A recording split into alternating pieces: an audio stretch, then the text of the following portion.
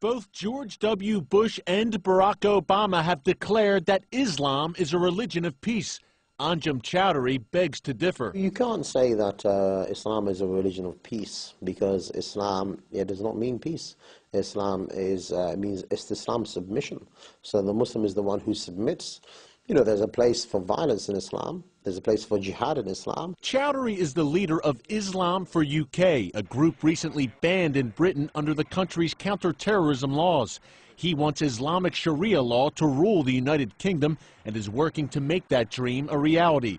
He's seen here converting a 10-year-old British boy to Islam.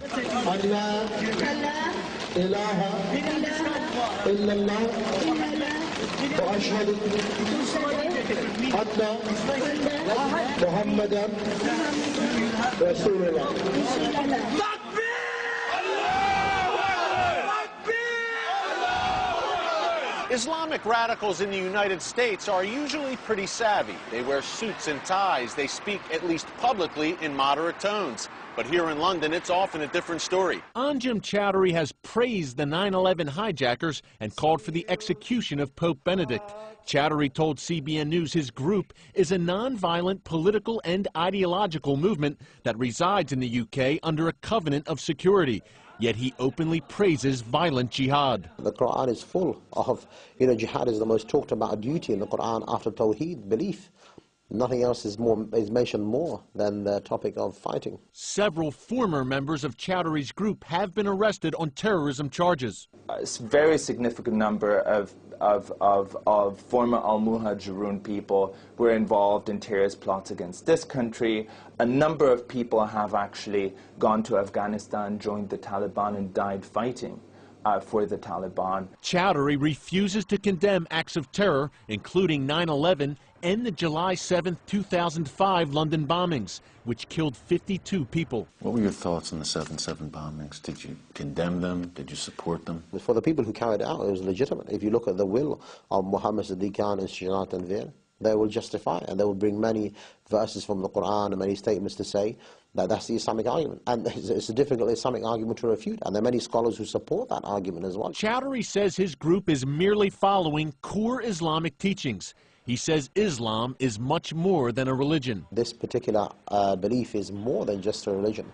It's not just a spiritual belief. It is in fact an ideology which you believe in and you struggle for and you're willing even to die for, because you believe in that. That is your whole life. He seems to relish being called Great Britain's most hated man, pledging to continue his rallies, calling for the overthrow of the British system. Eric Stakelbeck, CBN News, London.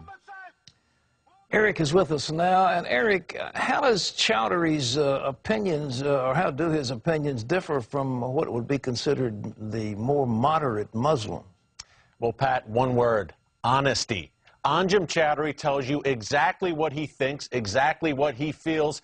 He wants Islamic Sharia law, he supports jihad, and he doesn't like Christians and Jews. And he'll tell you that to your face, Pat. It's a lot different than here in the U.S. You know, I've interviewed so many Muslim leaders, supposedly moderate Muslim leaders here in the U.S., who tell me one thing on camera, but behind the scenes, when they're talking to fellow Muslims, they say quite another thing. It's the old Yasser Arafat rule, Pat. Say one thing to a Western audience, another thing to a Muslim audience.